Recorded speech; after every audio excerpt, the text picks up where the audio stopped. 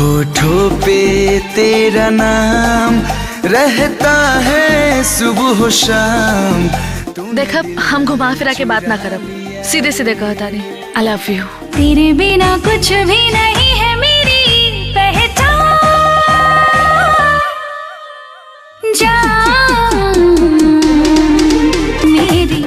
होठों पे तेरा नाम रहता है सुबह शाम। देख अब हम घुमा फिरा के बात ना करब, सीधे सीधे कहता नहीं आई लव यू। तेरे बिना कुछ भी नहीं है मेरी पहचान,